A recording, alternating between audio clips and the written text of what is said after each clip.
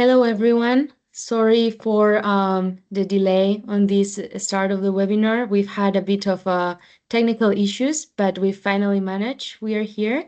So thank you, everyone, for joining. Thank you for your time. I'll be giving the mic to JP, who will be joining us today, and will be taking over the webinar for this A Vision for AI First Risk Management session.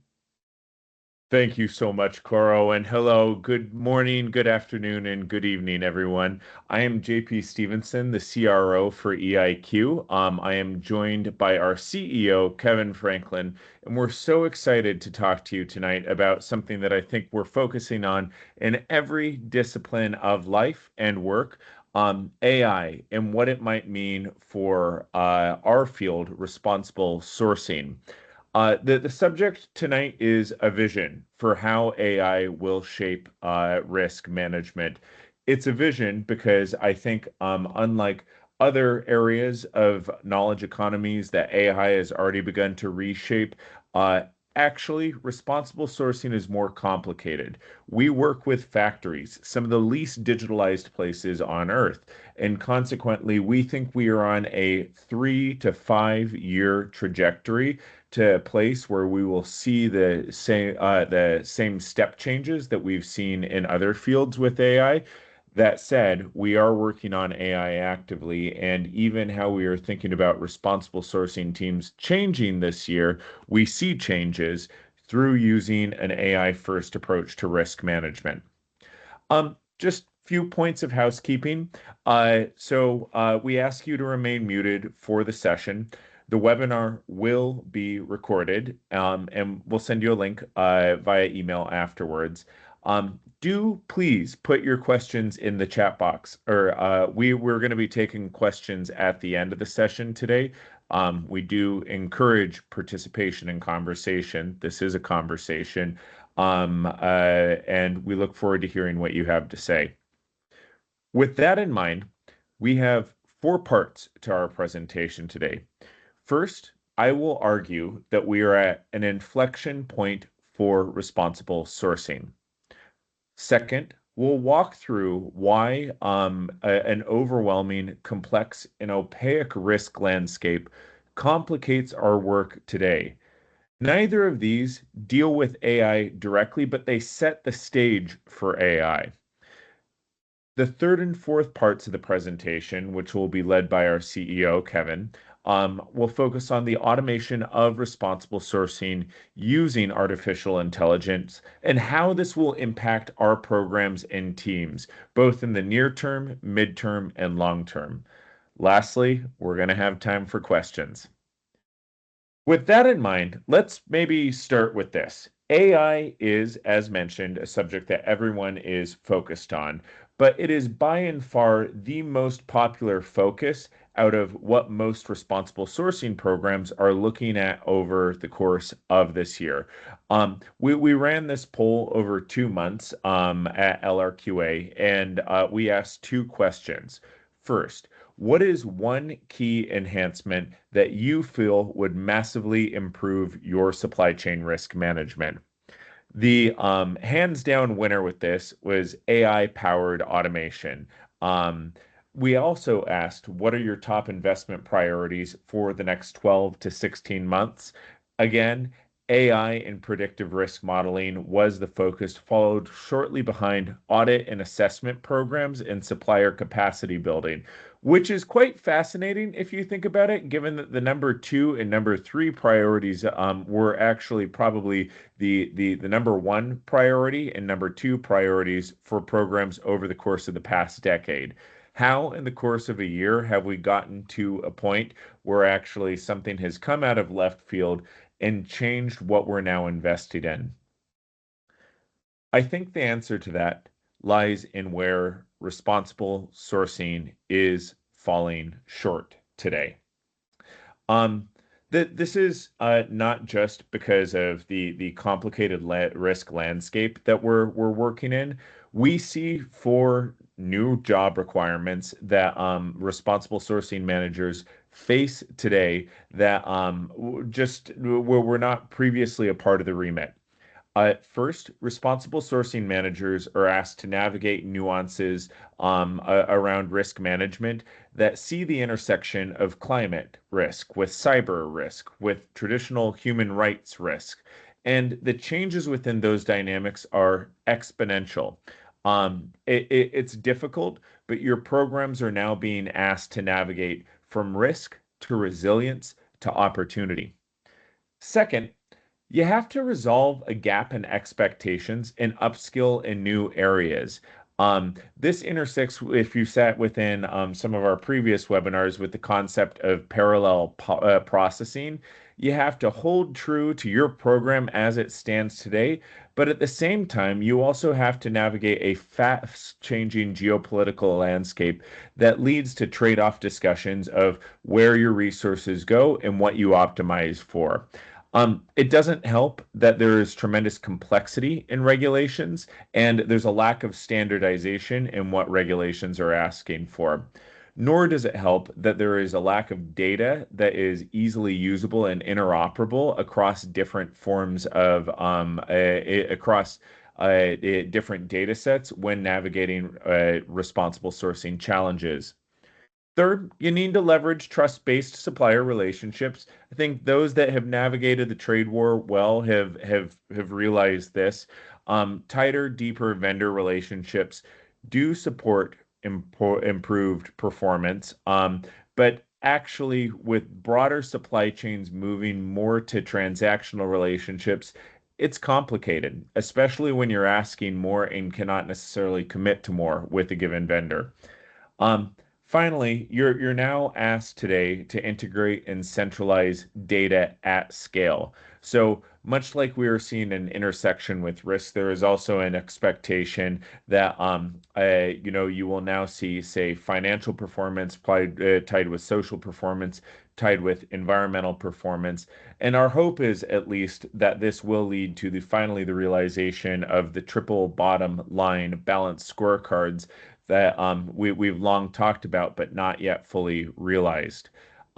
So responsible sourcing programs today have it tough. There's a lot more that is required of them. It doesn't help that where we stand today, actually, with the way that consumer markets have changed, most responsible sourcing programs have grown in parallel and very differently to the new digital economy.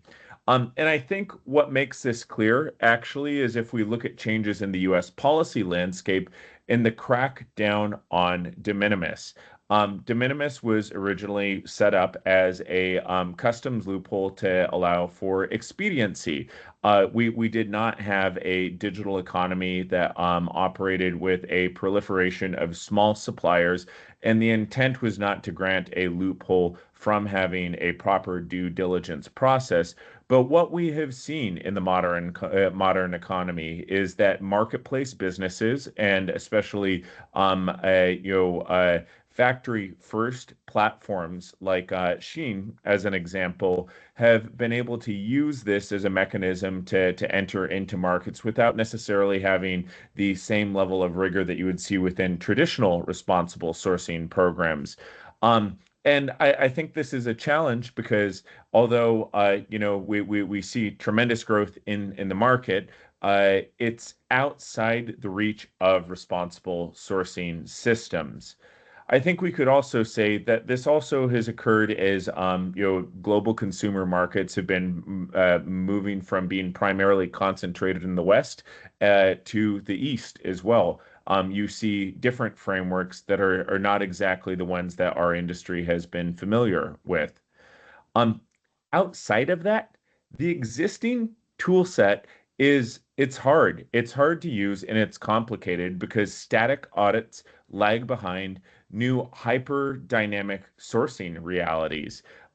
We see, for example, that audits have grown. There is broad recognition that audits are an important tool in running a responsible sourcing program, but does it allow for you to run a due diligence process that would potentially assess 250,000 suppliers, which is actually the number of suppliers that we see in many of these digital businesses?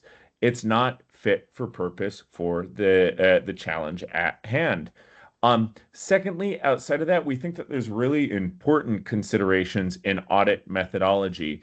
Um, if you've known us for a while, you know about the emphasis that we place on transparency on audits. And what you see in the chart on the right is actually an evaluation of the extent to which many standards within the market aren't able to effectively surface zero tolerance and critical findings. The core ask of audits working as a control mechanism. Uh, in our standard, URSA, we find zero tolerance and critical findings in 24% of audits. If we look at some of these other tools, 3 to 6%. And I think that just emphasizes not that there is something inherently flawed with the tools itself, just that there's nuance in how these tools are designed and deployed.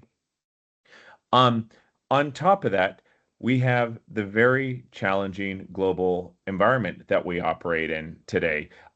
Reactive compliance can't keep pace with the uncharted waters in which trade now happens. This is really kind of across three levels. So first, obviously, there's geopolitical conflicts, the U.S.-China trade war, spilling over into also tariff policies. There's regulatory complexity. Anyone following Europe is well aware of this. But outside of that, we also have broader visibility to fast factory incidences, and objectively speaking, a greater prevalence of strikes, shrinking factory, increased production pressures. But outside of that as well, there's new concerns. Cyber attacks in supply chains weren't a problem a decade ago. They are today, and they can be deeply problematic from the standpoint of supply chain resilience. Couple that with the traditional concerns you've had over human rights violations, and you have a very challenging environment. Enter artificial intelligence. Um, when we look at this, any single one of these issues, comes with its own set of challenges and trade-offs. But if we look at just one that has been particularly prevalent within recent years, there's greater scrutiny of labor issues and human rights due diligence issues than ever before. Within the US context, we've seen multiple WROs, I think six at this point this year, issued, covering markets from Mauritius to Taiwan. And I think overall, it just reflects a risk environment where practices in your upstream supply chain, because we are in the process of digitalization, have become far more visible than previously, even if the control mechanisms that we have not necessarily evolved around it. Because this has been in the spotlight, it's also come with increased costs for getting it wrong. The stakes have never been higher. Brands face media scrutiny when, say, a WRO or labor violations are alleged. It often results in them absorbing multi-million-dollar losses. We actually modeled this out for WROs in the U.S. context. I think the argument could be similarly made for forthcoming forced labor bans in other markets and a tightening of modern slavery frameworks in other markets as well. But when you have a problem with this, you obviously have the immediate hit of the lost sales and revenue associated with blockages in your imports. You have the fallout associated with retailers and distributors, which can go into the millions. Firms generally, when we've looked at it, that experience these types of allegations immediately afterwards experience a 3 to 10% hit on share prices. Outside of that, you have crisis management teams that have to be put in place, compliance and legal fees that escalate. You have product and re-engineering costs associated with reformulating your supply chains. And you also, even when you're putting the work of it, have to deal with increased scrutiny because you are on a targeting list. Um, all of this to say, while the stakes have never been higher, it's also never been so important to get it right in the beginning. So what does getting it right in the beginning look like today for today's risk landscape? What drives the need for enhanced intelligence that can inform, say, a different approach to using control mechanisms or thinking about artificial intelligence? Well, as we found within the past year, and this is reflected in our 2025 supply chain risk outlook, um, forced labor risk is extreme or high in many global markets, and especially Western markets. There's two drivers to this, I think. Obviously the tariff environment has added cost pressure on suppliers. Suppliers are also being asked to bear the costs associated with additional due diligence often. This makes it a challenging environment for workers, but also we are looking at a period where there's greater controls in place over migration, which also means a lot of that spills over into a gray market and complex labor arrangements, which oftentimes bring people in via recruitment fees or other types of problematic labor relations that could potentially expose you to forced labor. Um, this is in fact so prevalent that within the past year, in over 40 countries, we have found instances of forced labor. This includes the United States, this includes Australia, this includes the United Kingdom, this includes Germany, this includes Italy, markets that folks would not normally think about. And I think that the challenge here is that the drivers are different by market. Um, so if we look at just overall the risk landscape around labor risk generally across India, China, Mexico, United States, Bangladesh, Vietnam, and Turkey, we would see that actually the messaging is a little bit the same on the labor pillar. That they're high risk markets. You need to do something. But actually, what we see is that the country specific drivers can be quite different. So in India, for example, there is an extreme level of risk associated with child labor and humane treatment. Humane treatment is not an issue that we find to be high risk within China. In fact, it's rated medium risk. Child labor still remains, but if you move to Mexico, child labor is less problematic. The United States, child labor is there is a high degree of risk around. So too with humane treatment, freedom of association, and migrant workers. But there is across all of these sourcing markets not a one size fits all prescription of actually what your risk treatment should be. And as you move into different sourcing markets, as many folks are now doing, you have to be able to process actually the risks associated with the new environment concurrent to the risks that are still associated with where maybe the bulk of your volumes are still coming from. What complicates this is how diversification occurs, which, sometimes it's brand initiated, sometimes it's initiated by the vendor, sometimes the vendor will help you move into a new region and even choose out, not just final tier production, but also your components manufacturing or specialized production. And with each of these, be it you building a greenfield factory or finding a new partner, there's typically a risk environment that the vendors are helping you navigate, but there is a trade-off. With that, oftentimes comes decreased visibility into the fundamental inherent risk associated with a given market. So too, when we begin to look at actually how these supply chains move, even if it is just for finishing, what we also see is that because of the vendor relationship, there is an extent to which actually a risk is being exported overseas. In particular, Chinese manufacturers have played a very strong role in the development of Cambodia, Myanmar, Vietnam, the Philippines, Thailand, and Indonesia. A tremendous amount of FDI in Vietnam from China, if we look just over the a 4-year period recently. What also comes with that is we see problems that we have not seen within these markets historically, but are specific to Chinese manufacturing.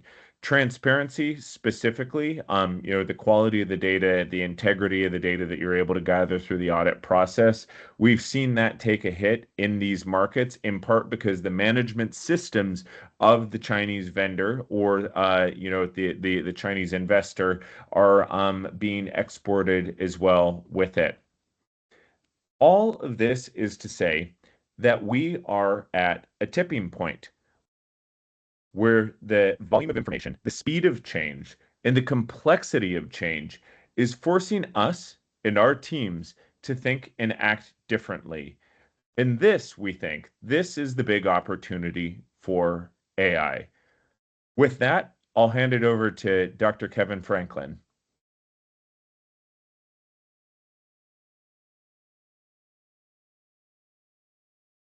Thank you so much, JP. Very much appreciated. And it's so good to see so many familiar names on the call. I'm very much looking forward to the Q&A section. So you've very clearly highlighted, JP, a snapshot, I guess, of the risk landscape that our colleagues, our peers, our clients, the world are really facing and trying to address. And I think with that, comes a huge amount of angst, right? Worrying about what's coming next. But with all risk comes opportunity. And our view is that we need to lean in more quickly to AI as a potential opportunity in helping us to better address and manage what is the need for an adaptive risk-based program design around responsible sourcing. As we step through these slides, please do keep in mind, this is a vision. So these are our ideas for how we will do this, and your feedback in that journey is going to be absolutely critical. But imagine a world where you had excellence embedded into your supply chain, where you had an ecosystem of data analytics, intelligence that was constantly working to prompt your suppliers around potential risks, that was constantly working to structure and start risk management protocols for you based on what was happening in the external risk landscape. And that was effectively on your side, helping you constantly navigate that risk landscape. This is our vision. Our vision is one where we believe excellence can be the perpetual state, the state that we experience all the time.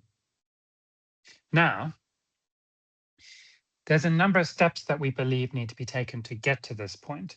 And let us kind of start by firstly describing on the next slide some of the things we want to move from and things we want to move to before we go into what we believe is a 4-step transition towards that autonomous responsible sourcing environment.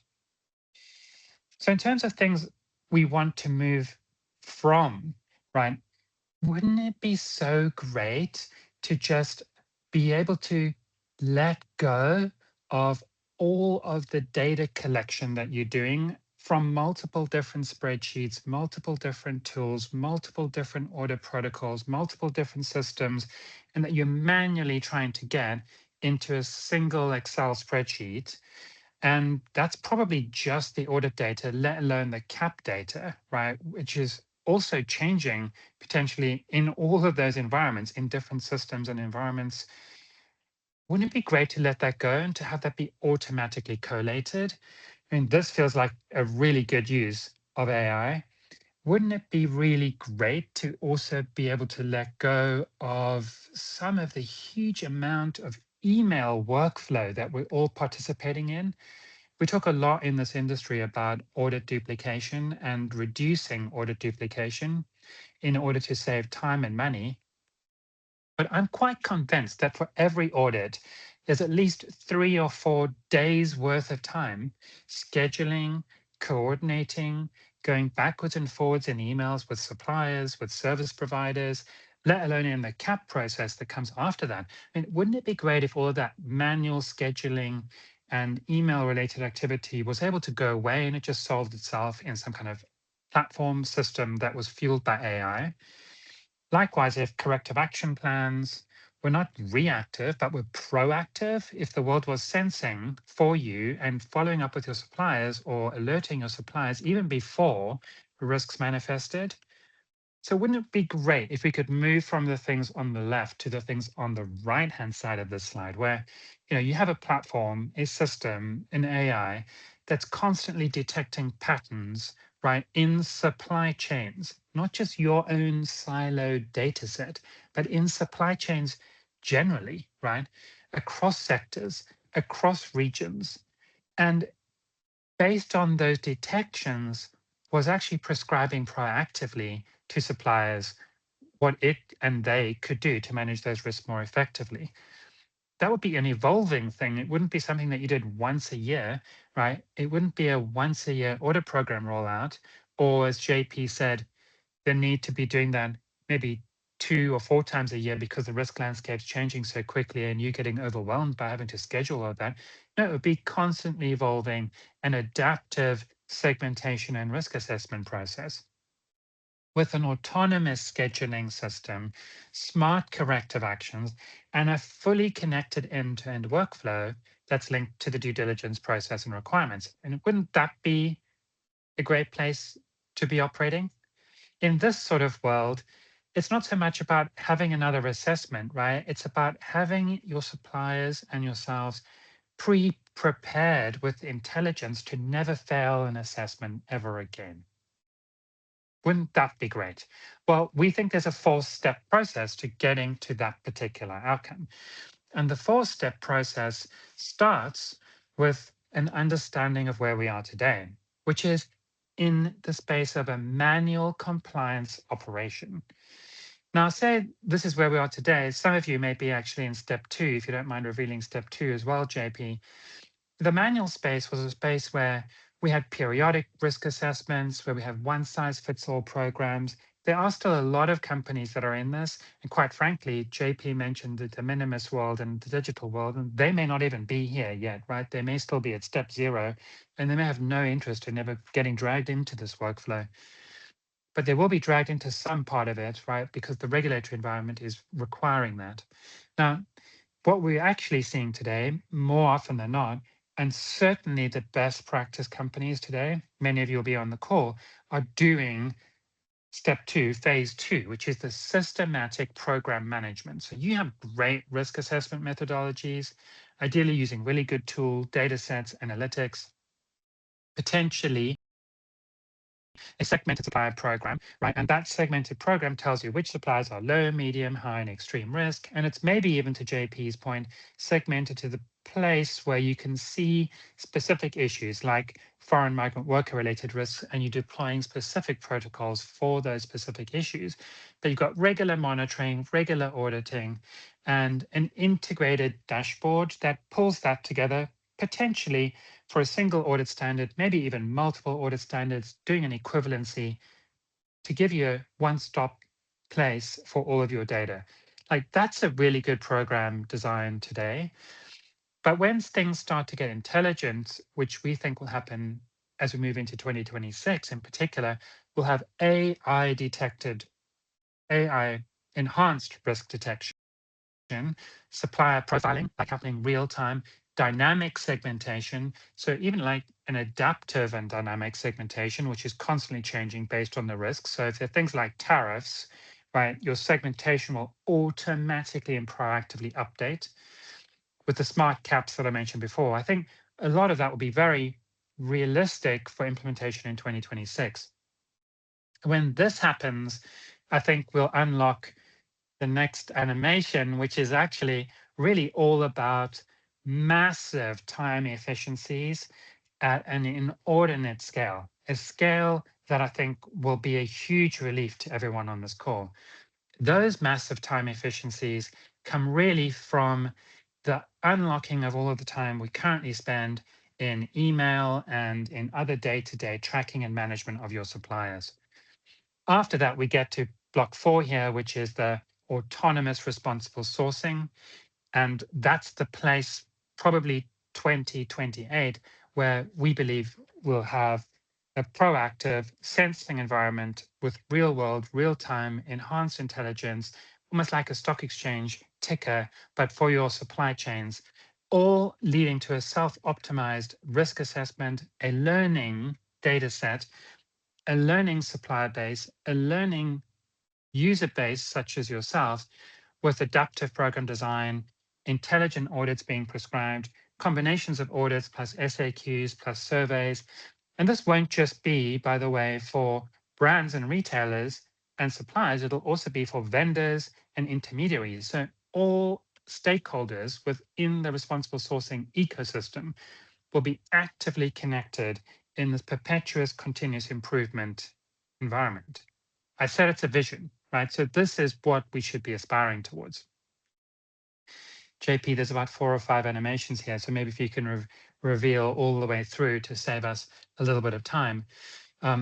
What that means is that the responsible sourcing workflow that was behind this previously, but that I think you're all very familiar with, and that is aligned with the guiding principles on business and human rights and the legal and regulatory frameworks, whether it's CSRD, modern slavery acts, etc. That workflow will get enhanced. The reality is each of the stuff that's in black on here is going to be phased in over the next couple of years. So we should be thinking about that now. We should be preparing now for how these are going to start phasing in to our day-to-days, thinking proactively about how we can use these to drive more efficiencies, to free up our time so that we can do the really important stuff, which is engaging internally, changing buyer behavior, doing better planning, working with suppliers to drive impact and engage them right in the vision of really the responsible sourcing outcomes rather than the process. But what we see happening is risk assessment will become intelligent, right? With the real-time, dynamic, continuous scoring, updating, etc. The program design will be adaptive. We'll have an AI-driven mechanism sitting behind that with automated equivalencies and automated and intelligent audit scheduling. Moving into block 3, automated self-assessments. I see a world where the deployment of self-assessment questionnaires and even corrective action plans, kind of that sit in block 4 here, will be where the supplier responds, the system will detect that response, analyze that response, potentially go back with an answer. This is not to say that the corrective action plan or the SAQ is going to get approved by an AI, right? The human in the loop is going to be making the decisions in this process, but it may be able to actually improve the collection process for you. So looking at the information, recommending, analyzing, doing follow-ups, asking for further evidence, for example, a photograph of a fire extinguisher rather than just an assertion in a CAP or in an SAQ. So those sorts of things will come in steps 3 and 4, and then we've got the continuous learning in steps 5. And step 6 is actually really important because, again, this also takes a huge amount of all of your time, our time, everyone's time, which is reporting and disclosure. And as I said, I think the AI will allow us to collate a lot more information, which will mean actually aggregating data for reporting will be a lot easier.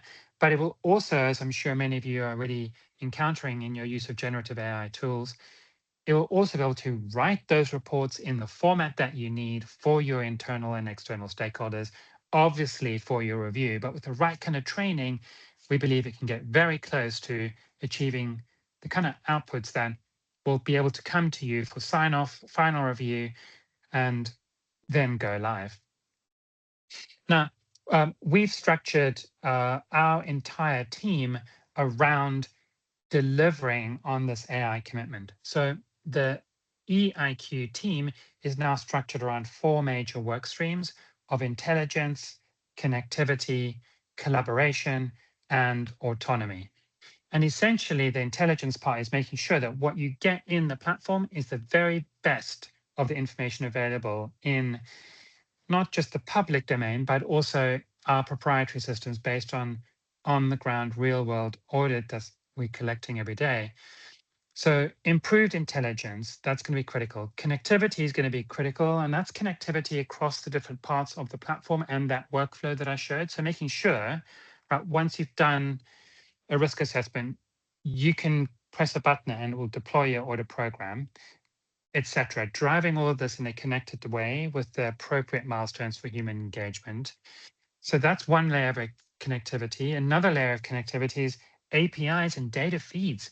Right? That's got to be ubiquitous. You've got to be able to send data in, push data out. So we're actively working on that and have a number of enhanced API capabilities coming live really from now onwards, quite frankly. As well as collaboration, which is the fourth key area, networking engagement between buyers, category managers, suppliers, and ensuring the whole ecosystem is kind of locked into this vision and working to drive it together with AI pattern recognition and intervention triggers, as well as the continuous learning facilitating the process. Where this gets you, right, as JP is kindly showing us right now, is to a position where actually you don't have a reactive responsible sourcing program. You have a proactive responsible sourcing program, a network of information that is learning and adapting and evolving such that it is able to prevent issues before they even arise. Now, if that's the vision, we still have to figure out what's the role of the human in the loop, right? This is not going to replace what we are all doing every day. Hopefully, if we plan correctly, what it will do, though, is allow us to actually be the very best versions of what it means to be a human being in this world. So we'll be able to fuse AI and automation capability with deep human intelligence and the human driving the decision making process, right? What that means very practically is that we see humans being involved in things like verification, calibration, decision making, and guidance. So, what do we mean by that? Decision making, for example, is in the previous world where I've painted this picture, this vision that I think we would all love, right? Where things are sensing and looking after themselves. At some point, you've got to drag and drop your suppliers, right, into something, right? Maybe it's EiQ, maybe it's something else. At some point, you're dragging and dropping your suppliers in. That environment, that intelligence is coming up with a segmented program and a set of recommendations. Now, ideally, it will also ask you, what is your risk appetite? How much are you willing to spend? You've maybe got a short questionnaire. You answer that, it'll give you 4 or 5 different ways of rolling out your program. You may then make a few key decisions around whether you do or don't like any of those. And ultimately, you settle on a configuration and you'll press go. From then, everything will start to get rolled out. But actually, when things like audits come back in and decisions have to be made about escalation, approvals, sharing. Again, you will look at that, you will make the decisions. Same when it goes up to buyers or when you do internal reporting, your teams will be the people in the loop evaluating, doing the deep thinking, and then making the decision around whether to agree or push something on or not.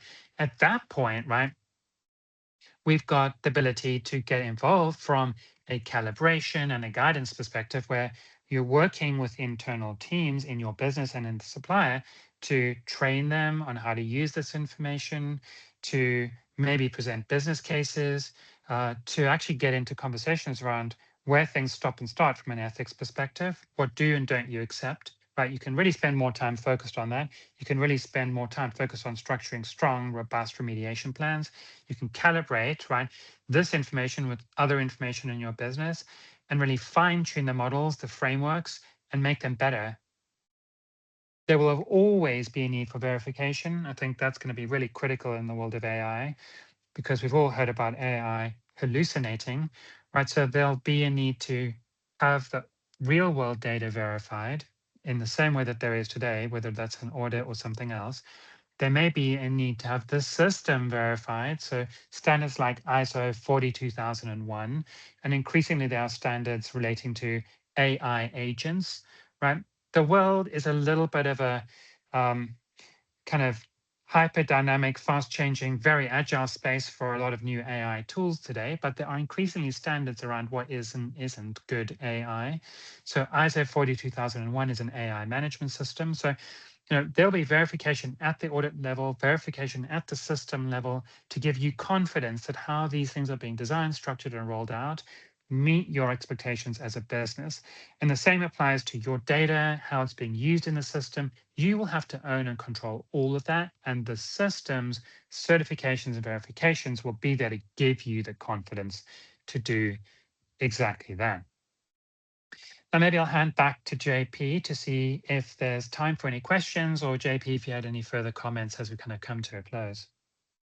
No, I think that sums up at least our position on it nicely. I would just emphasize that along this vision, this is what we are building towards at EiQ. We do think that any system that you're looking at should be asking these questions around what's the quality of the data and how does it potentially support diagnostics?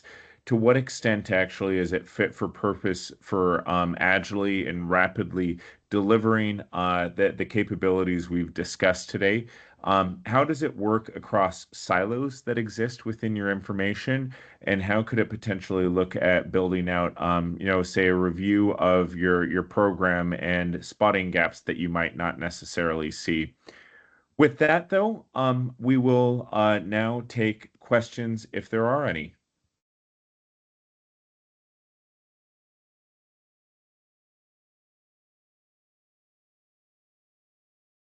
JP, there's a very practical question actually that I can see from a colleague, namely around access to slides. So for those of you that would like the slides, please feel free to either kind of reach out to us directly. You're most welcome to do that. Plus, I know Cora will be doing a follow-up and probably sharing links to where you can access some of this material online. So that's a practical point for those that are interested. Yeah. Well, one that I have is maybe to what extent is there a risk of AI masking over some of the deeper problems around methodology that we see debated regularly within responsible sourcing programs? Actually, this is a very good point, JP, and one I forgot to flag during my kind of diatribe a little earlier.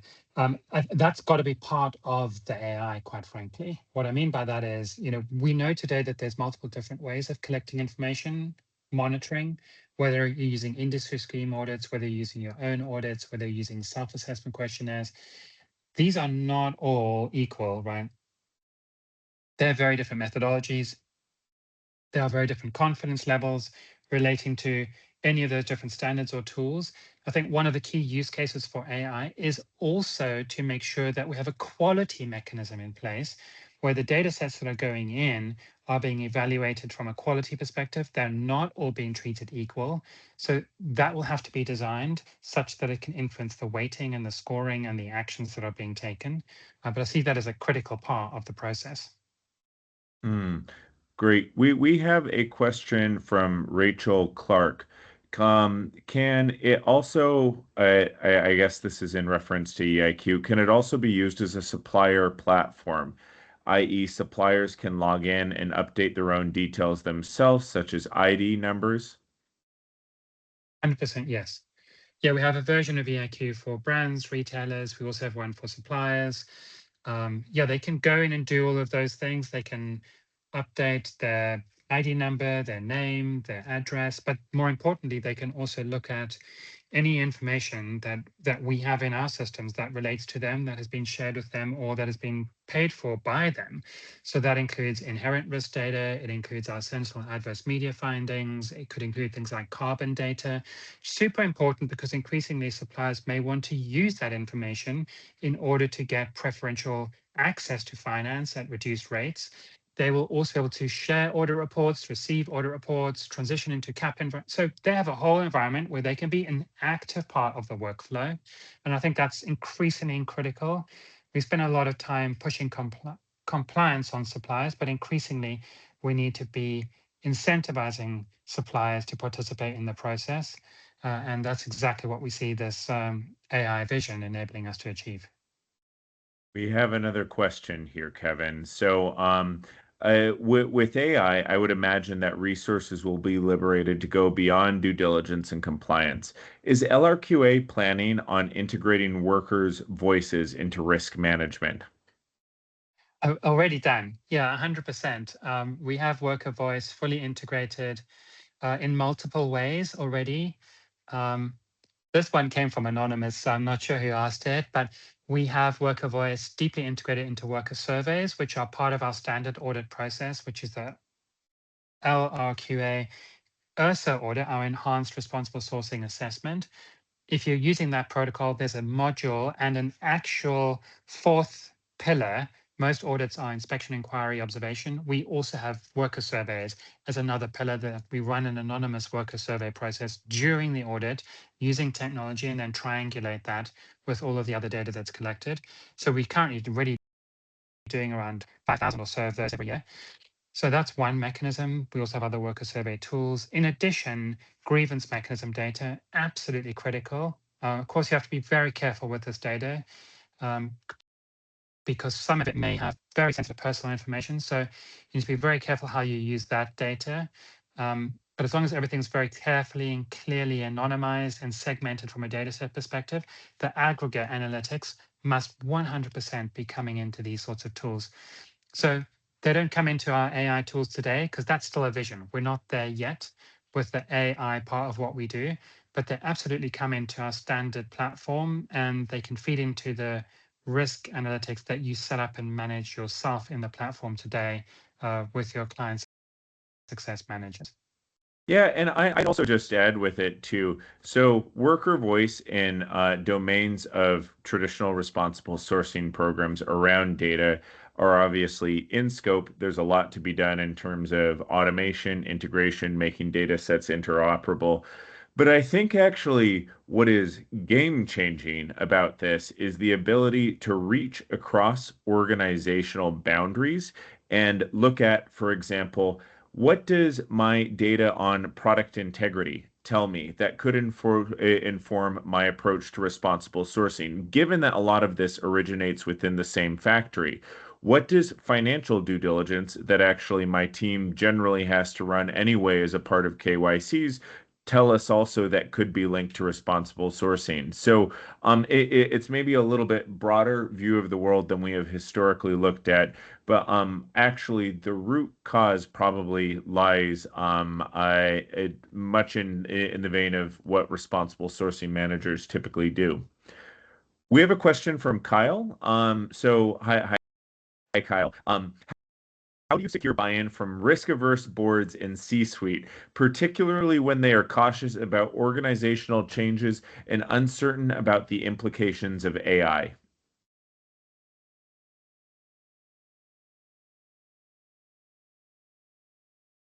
It's a good question, but I think it's impossible not to embrace AI.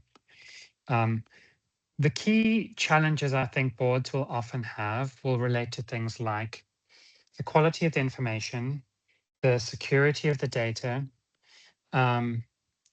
what information has gone into the process to inform the outcomes of the use of AI, etc.